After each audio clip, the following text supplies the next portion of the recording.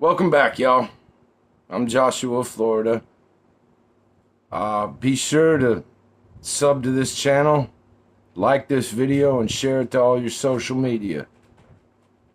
You can go ahead and follow me on Gab, Joshua of Florida,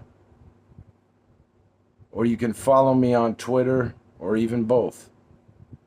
On Twitter, I'm just plain Joshua. On Friday nights, I co-host a podcast on Mr. Non-PC's channel on Rumble called Friday Night in the Mopey World, and y'all can catch that every Friday at 9 p.m. Eastern on Mr. Non-PC's Rumble channel. It's a good show. We have fun doing it. Now, I'm going to give you a little bit of an overview of what we're going to be talking about tonight. Loss, anger, and grief. We're going to be talking about what we've lost as citizens and what we've lost within ourselves collectively. You know, I'm no stranger to any of these three things: loss, anger, or grief. I don't even know where to begin or really how much to say about my life. I've made some wrong choices, you know. I didn't have the best parents. My parents split up when I was young, and I went to live with my father mostly, and I got sucked into his world, and I got the record to prove it. I made a lot of bad choices, you know. I got into drugs at an early age, got into selling drugs and stealing and all kinds of bad things that I really shouldn't talk about here, but I've always been an angry person. I've had a lot of anger, you know, angry with the way I grew up, angry at my parents a lot. It took me a lot of years to realize that I was angry at my father too, because when I was younger, I thought that he was just the coolest thing and I wanted to be just like him. But I was angry at my parents because I did not have a stable life. We moved around a lot. They fought a lot. They partied a lot. Heavy ashtrays were thrown around the house a lot. Me and my brother never really got along very well.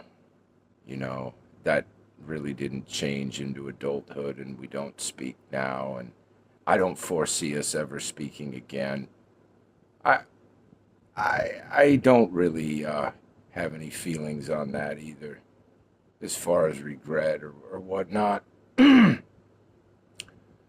because sometimes life just is, you know.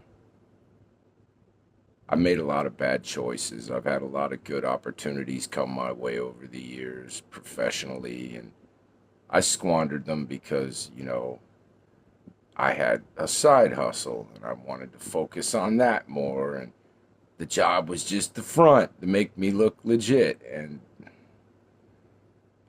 I fucked myself out of so many opportunities, so many good restaurant opportunities. I've been a kitchen manager before. I've been a sous chef before. I can cook on any station in the kitchen. The deep fryer, the flat top, the charbroiler, all of it. I can make salads, I can make desserts. That's basically what I did for a legit job for most of my life. Some years back, I got into tree service and landscaping. I did that for a while, and I've been working on a ranch for a year, as y'all know now, and I'm really liking that. It's probably the best and most rewarding thing I've ever done. But that comes with heartbreak too, because you know animals are mortal too, and animals die too, and that hurts when you get attached to a certain animal and you lose the animal suddenly. It leaves a hole in you because you're used to seeing that animal every day, and you come to see it as like a person. It's just, it is what it is. It's the cycle of life. Anyways, why don't we get into what we're going to be talking about here? You know, as Americans, we have collectively lost our freedom over the years. We sure as hell have. We don't really have free speech in this country. We do not anymore, thanks to certain legislators that were tasked to do so by certain political pacts. Well, we all know who I'm talking about anyway. We don't have freedom of speech. We have the freedom to operate within certain guidelines and choose what we want to say out of those guidelines, or there will be strict consequences. And a lot of times they're legal consequences. Like yesterday, when I was talking to somebody on Gab, I heard that an OG that I used to talk with back in the day, named Mr. Bond, is in prison now. And I hadn't heard anything about that. And he's in prison for his videos and songs. And I had been gone for the internet for many years because I had went to prison, and then I part of my plea agreement was I had 4 years probation, and I couldn't be on the internet. I couldn't post. I couldn't even comment. That's why I named this channel Watching Without Speaking, because I sat for all that time just watching all of this go down and not being able to say a damn thing.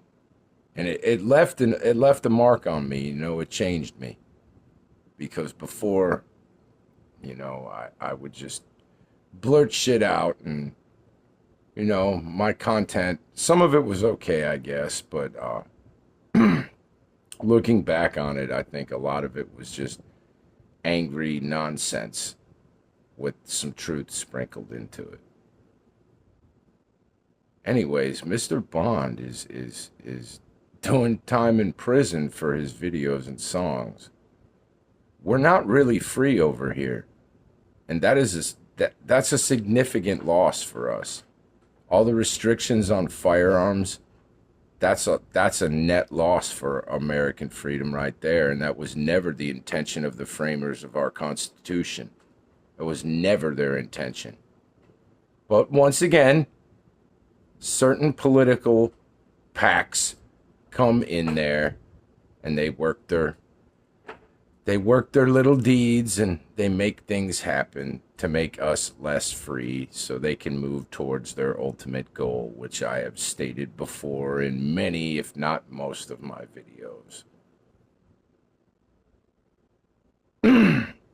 We've also lost collectively our strength as men. Not all of us, certainly not me. And it's pretty bad. I mean, look around. I know a lot of you are totally agreeing with what I say. Look around. Look at what is look what's called a man today. That's not a man. I'm 47 years old, and I can remember a time when men were men. These guys today, they are pussified. They're babies. They don't know how to react in stressful situations. They just know how to consume, and play their video games and watch their sports ball and just be mindless drones, just gelded slaves in a cage of materialism. They don't even comprehend the usury that has its hands around their throats. People are clueless, and they're weak. We have lost our strength as men. Most men are severely uninformed with what's really going on in society and what's going on in our government and our country and whatnot. And don't even get me started with geopolitics, because a lot of people just don't have the first fucking clue about what's going on that account. They really don't. I can't believe that people are still watching the news and believing what's being said. I can't believe anyone's still listening to Trump or believing a word he says. I mean, we literally just got our ass kicked twice within a year's time by Iran. It's the plain truth. Trump knows it. Iran certainly knows it. And the rest of the world knows it too. But you don't hear that. You're not hearing that anywhere but independent media.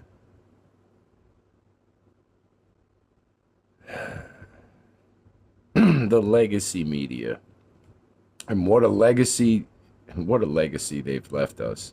A legacy of lies and misinformation and propaganda. A legacy of cultural Marxism, of degeneracy.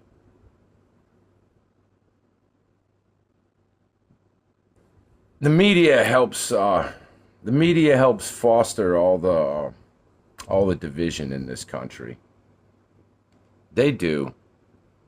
They give you a certain angle on a story to make it appear a certain way, so you feel some kind of way about it. And people are so distracted today. People are distracted with keeping up with their bills and keeping up with their lifestyles. And this demonic system has everybody by the throat. We're all slaves to it one way or another, you know? I don't have any money. I don't have any freedom. At least I don't live in the city. That's all I can say. And at least I get to work with animals. And I'm blessed like that. And I have some good people around me. I'm blessed like that. But people are weak. They don't know what to do. We've lost life skills over time. Over the generations, we've been reduced to just, it's like what Paul Romano says. We've been reduced to specialists. Like someone that needs to apply for one certain kind of job, when before people kind of knew a little bit about a lot, you know? And we've lost that over the years, and that's been part of their overall goal, to make people weak and dependent so they can control us and enslave us and ultimately depopulate us. But, you know, I just made a video about that. Perhaps I'll explore that topic again in the near future. Who knows? Expect the unexpected, you know? People just don't have the life skills they used to anymore. I mean, most people wouldn't even know how to take care of if they had a yard the size of an acre with some trees on it, they probably wouldn't know how to properly take care of it. Most men, they wouldn't. They would have to hire it out.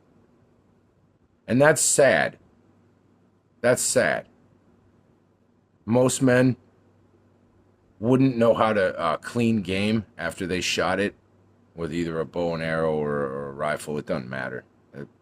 That's irrelevant. But most men wouldn't know how to clean game and butcher it and cook it up. A lot of men don't even know how to fish worth a damn. I'm actually one of those guys right there. I'm no fisherman. I think it's cool, but it ain't so cool in Florida. It's hot, and like I said before, I'm getting older. I had more fun with it when I was younger. But nah, people need to remember that we used to know how to do a lot of stuff, and people need to reinvest within themselves and learn these life skills and learn them fast, because the collapse is coming. and it's coming very soon.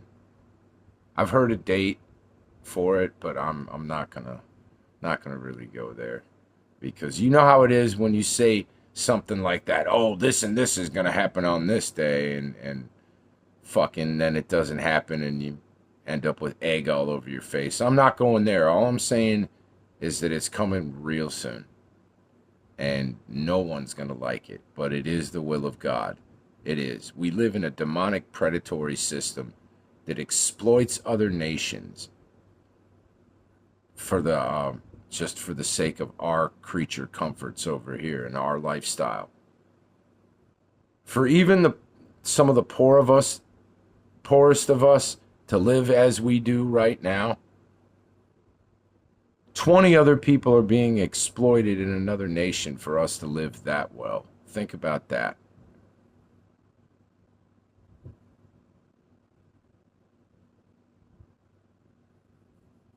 Think about that one for a second. And our culture, what we've lost in our culture is almost indescribable, because if you take a look at our culture, our somewhat modern culture from the 40s and 50s, and compare it to today, it's like two different worlds. If you took like let's say a 30-year-old man and woman from the 30s or 40s, and you stuck them in a time machine and brought them here and showed them all of this and how people are living and how people treat each other, just let them stay here for a month. Let them see how people are now. And they would be trying to get back to the 30s and 40s, trust me. Our culture is garbage. Our music is degenerate. All they do is they sing about sex and violence and drugs. The music's usually canned and electronic, which is makes me sick, you know? I mean, I like a little bit of techno music here and there, but I like stringed instruments. I like bands, you know? I like orchestra music too, a hell of a lot. I like Wagner, I like Beethoven, I like Mozart, Tchaikovsky. I like the great shit. But this culture today is garbage, you know? You've got these men children playing their video games all the time and watching their sports ball, and they just don't get it. They don't get it. Their freedom is getting taken right before them, and they just can't see it. Your children are being raised by the government in these public schools. They're being taught all this anti-human filth. And after a while, your child will come home from school and you won't even recognize them.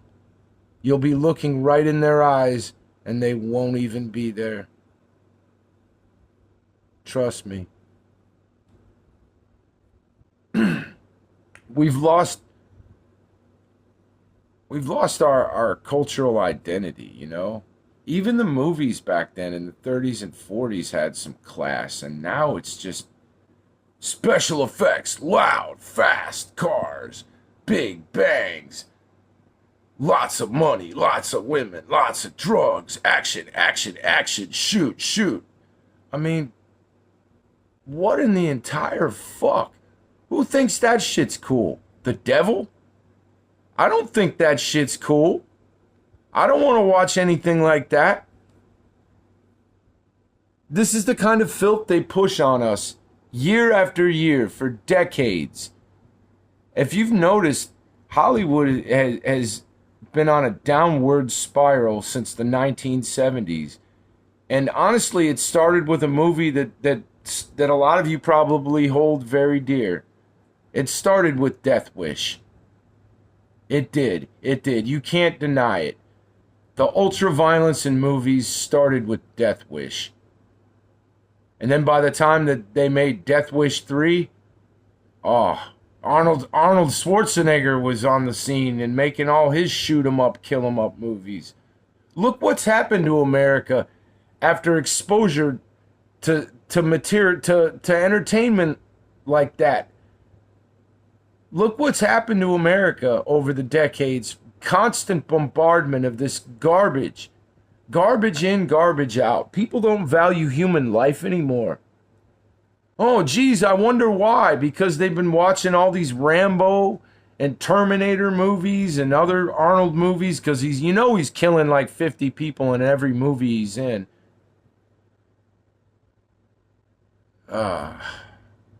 It's disgusting.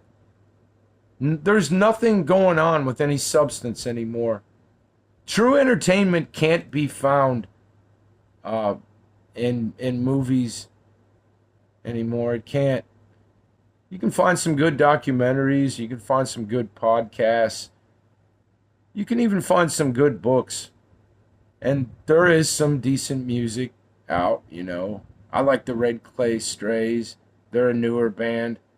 Well, at least newer to me. I only heard of them in the last couple years. My buddy's going to see them next month.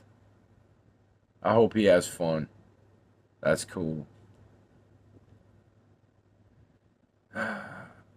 We've lost our moral compass in this country, and a perfect example of that is our culture. It goes back to what I'm just saying. I mean, what type of people are going to enjoy movies that have nothing but sex and violence and drugs and negativity? Do you think these are going to be happy, well-adjusted, productive human beings? Or do you think these people are going to be train wrecks? Because it's garbage in, garbage out. You take in all this shit and it becomes you. If you constantly have your foot plunged into darkness, it's going to overtake you. You have to find some kind of light. You got to find your moral compass. I know it's hard today because people will scorn you when you turn away from certain activities or behaviors that your people are exhibiting. People will scorn you and say, oh, you think you're better, you think this, you think that. You don't have to say anything. You know what's real in your heart. You got to try to do better. All of us, me included, of course me included. And I realize that we're all angry. Anger's a big part of everything, a big part of our lives. There's the anger that we all have for who we perceived as wronged us. The government. A lot of people spend their whole lives railing against the government and blaming them for everything, and they miss life's little joys that are right in front of their eyes, and they take things for granted. I started to become one of those people. Not anymore, though. Not for a long time. I changed a while ago, and I'm grateful for it. It was a rough road getting me here, lots of pain and tears, but hey, what the fuck, I'm here now. And I have some kind of peace from that. I get some kind of joy from that. But most importantly, I have my connection to God. I have my connection to Jesus Christ, and that really helps me out a lot. But back to what I was saying, people are angry at the ones we perceive that have wronged us. It could be the government, it could be your boss, it could be your spouse or other family member. But you carry that anger and that rage inside you, and it's no good. It'll just tear you up. But the thing you have to realize, and that I've learned from a wise teacher, is that anger is really yours. That hatred that's inside you is really yours. And you have to get rid of it. You do. Or it'll tear you up inside. And I don't want people to misunderstand what I'm saying and think that I'm telling you to do something that I'm not.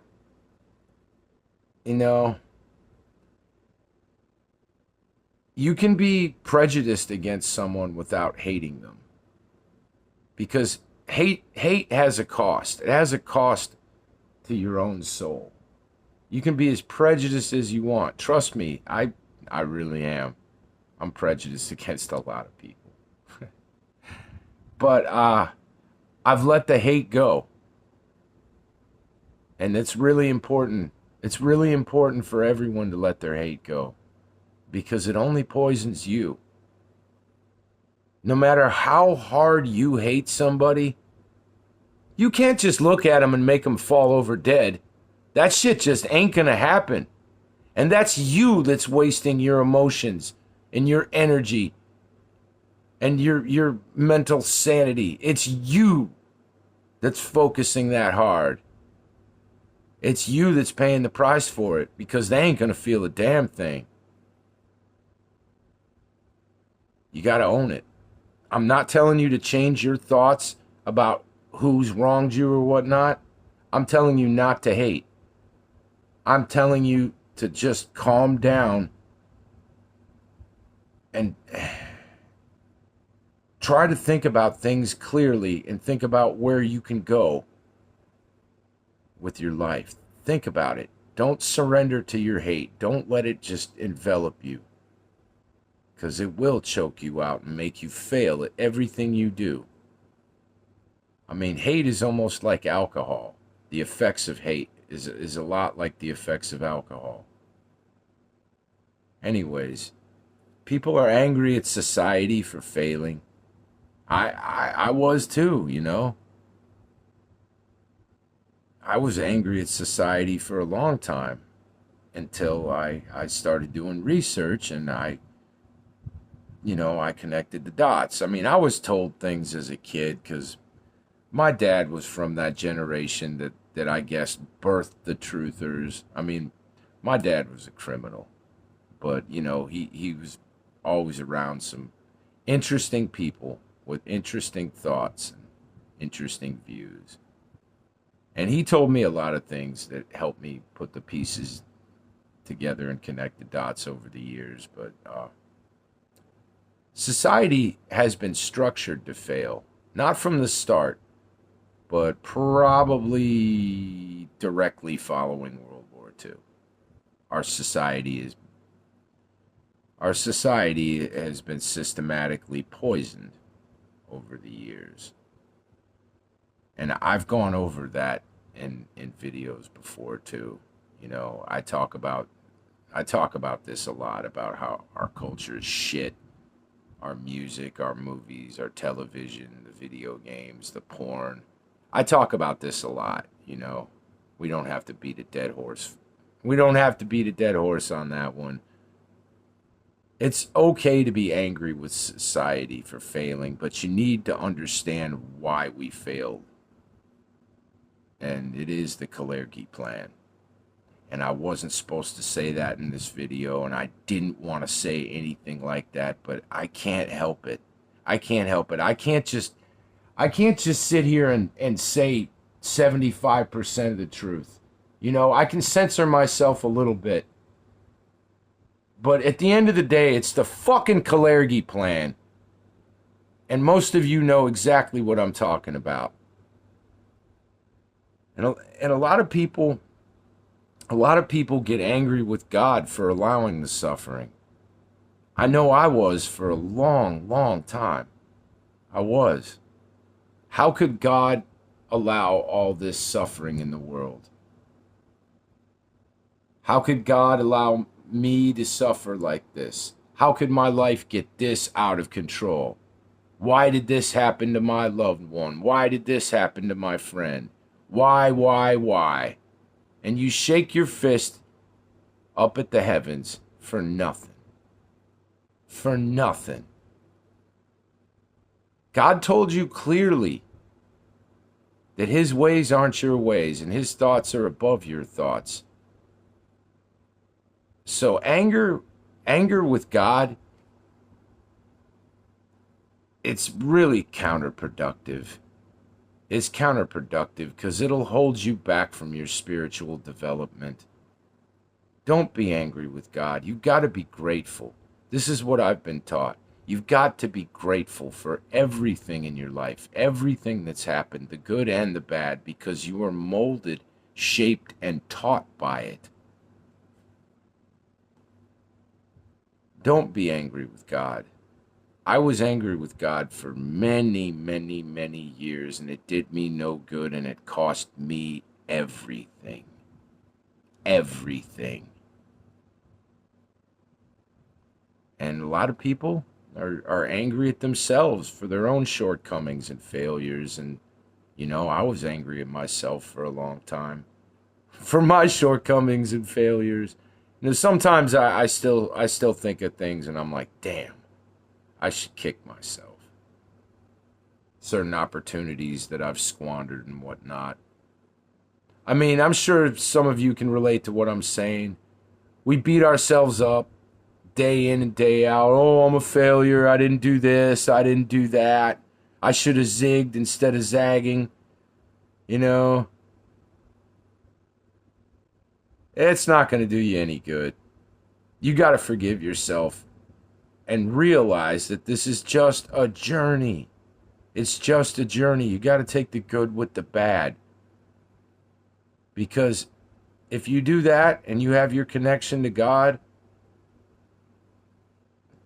you'll be able to do whatever you need to do.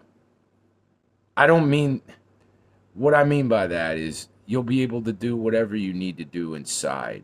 You will find the peace inside if you get rid of your anger. Be angry at sin. That's what you should be angry at. And try to place yourself above it.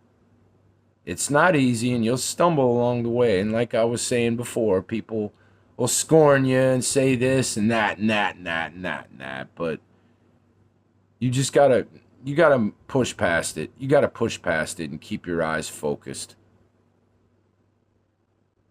Because no matter who you are or what you're doing, you're always going to have shortcomings and failures.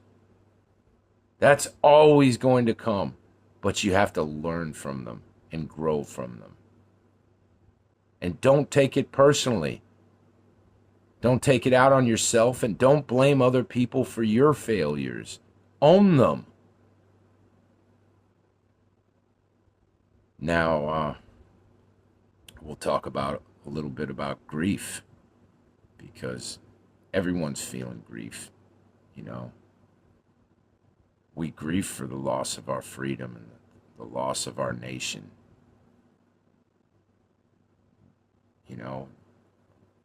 Who can recognize this land anymore?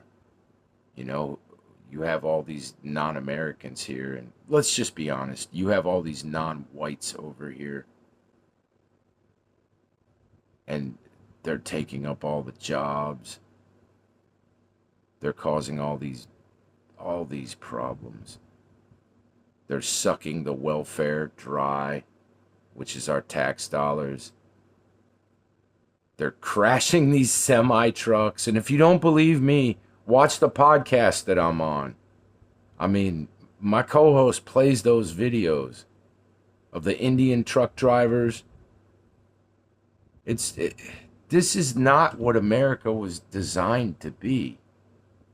You have all these black people running around like animals, and the news calls them, oh, it's another what do they call that?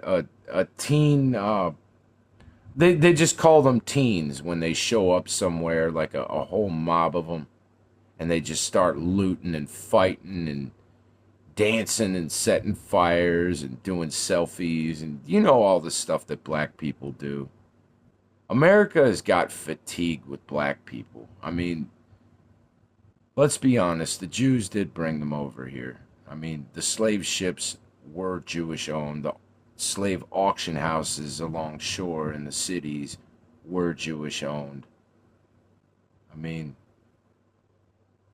we made a big mistake. We made a big mistake with slavery.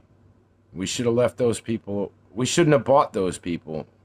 Moreover, we shouldn't have let certain people in this country to begin with, and then we wouldn't have had slavery. I tried to keep it clean for this video because I wanted to reach as many people as possible. But like I said, I can't go up to the finish line and just like cut a right or cut a left. Nah, I gotta go right through that shit. The Jews brought slaves to America. The Jews have been pushing black people on us for all of these years. And it all has to do with the Kalergi plan, which is a plan that's actually older than the name of it.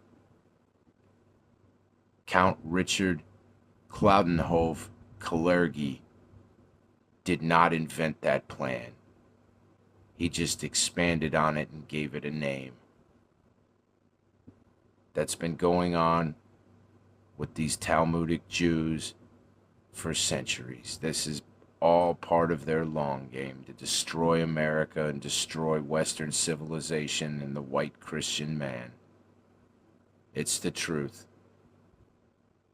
And like I said, I'm not going up to the finish line and turning left or right. I'm going right through it. You know, our money ain't worth shit anymore. We have a fiat currency. It's disgusting. I can barely pay my bills. I mean, to be honest with you, I'm having a real hard time paying my bills. I'm so heavily in debt right now. Our money ain't worth nothing, and it keeps getting worse and worse, and we're about to lose the status of being the petrodollar, and everyone's sleeping on that as well. The Chinese yuan is going to become the global reserve currency. It's going to take the place of the petrodollar. Oil will be sold and bought in Chinese yuan. America, as you know it, is just about finished. And there is absolutely jack shit nothing anyone can do about it. We've been set upon a course that's irreversible. And all of our lives are about to get very, very hard. And not everyone's going to make it. The shutdown of the global supply chain is more serious than anyone really realizes. But then again, people are distracted on their cell phones, on their video games, and watching their sports ball, or voting Democrat or Republican. They're not understanding the big picture. And the big picture is control, slavery, and death, depopulation, a tightening of the fist, an iron grip over the remnants of humanity. This is what they have planned for us. But I don't believe they will succeed at all. I mean, I know they won't. Look how bad they're losing the war. And they think that America's going to protect them? No. America's out of ammo. I've said that time and time again in these videos. I'm not going to beat that dead horse either. You know, people have grief for the suffering that they see in the world today. People are grieving the innocent lives lost in Gaza. People are grieving the loss of life in Lebanon and the needless loss of life in Iran. Those poor schoolgirls that got killed in Mirab. I mean, they double-tapped that school. Your tax dollars double-tapped that school. Just so Israel could try to realize their dream of expansionism through the Greater Israel Project. Our tax dollars paid for that murder. And that's brought a lot of grief on this world. The suffering of innocence. You know, I'm not immune to it either. All of that shit has affected me too. You know, I see things in the news and on the internet that stays with me and bothers me. There's been stories recently that absolutely tear me up. I'm not going to talk about them here because, I'm going to keep that one. I'm going to keep that to myself. But we're all affected by the sins of the world and the misery that we see. We're all affected by this, and we're also grieving for our own personal losses. The family we've lost along the way, parents, our mothers, our fathers, our brothers and our sisters, our children, our possessions, our money. Grief stops off at every doorstep. No one is immune to it. Everyone has had the sour taste of grief in their life. Even the people that you think that have it so well and so good and have so much, they have grief in their life too. No one escapes grief. No one. You can escape grief about as easily as you can escape death. Possessions come and go. Don't lend too much thought to your possessions, because you can't take any of them with you. You certainly can't. You can't take your money with you. You can't take your stuff. You can't take your toys. You can't take none of that. You can't take your sports ball or your video games. You can't take none of that shit with you. All you can take with you is the love you have in your heart. And of course, your soul moves on to the next place. Now, the way forward is to shut down interference. Shut it down. If you've got dumbass, rowdy people around you, shut them down. Don't give them any oxygen. Definitely don't watch TV. Try to stay off of social media. And entertainment, well, man, I've said enough about entertainment tonight. Y'all know how I feel about entertainment. What you need to do is you got to find an island in your mind and meditate there. What I mean is, you've got to find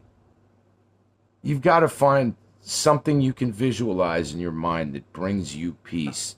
Like your ultimate, I'm reaching here. Like, ultimate paradise for me would be like a Hawaiian island with mountains. So when I say find an island in your mind, that means Jay's thinking about Hawaii again.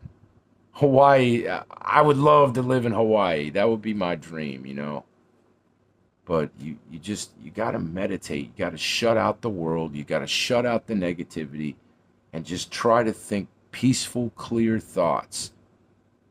Try to imagine what the ocean air would smell like. I don't know what the Pacific Ocean smells like. I only know about the Atlantic Ocean and the Gulf of Mexico. I wouldn't know about the Pacific, but y'all know what I'm saying. You just got to try to shut out the interference, because that's all it is. It's distraction. They've got something new to distract you with every day. Now they got UFOs. They're having some big disclosure about UFOs, and I'm like, oh yeah? Look, squirrel. I'm not buying it. I don't want y'all to buy that bullshit either. I'm not saying that there's not aliens out there. I'm saying it's a little suspicious that they're bringing it up now in light of everything else that's going on, when they could have told us anytime they wanted to, but they save it now. Yeah, I don't think so. Best thing you can do is focus on the present. Don't dwell on the past or worry about the future too much. Stay in the here and now. And do everything you can. Do everything you can to make each moment count. To be as best as you can in every moment. Everything you do, try to do it the absolute best you can. Don't half-ass anything. Put all your effort, all your skill and all your love into everything you do, and it will come back to you. It will start to come back to you. You will never have a perfect life. You will always be touched by sadness and grief. But it will make your life that much easier if you do these things. Be strong, but be kind. Help others. Don't be a doormat, but be kind to people. And do what you can for others, because you never know. You never know. You might be in the position where you need other people to help you. Karma is really important. You got to be nice to people. You got to be kind. You got to try not to be rude to people. Hold your temper as much as you can. Never at the risk of humiliation or being cucked. But as much as you reasonably can, hold your temper. And most of all, you need to reclaim your natural connection to God, because it's there. It's in each and every one of us. And God is willing to take on all of your troubles and help you through them. He's helped me through plenty of mine. And I'm sure I've got some to come in the future too, because, my health isn't so good anymore.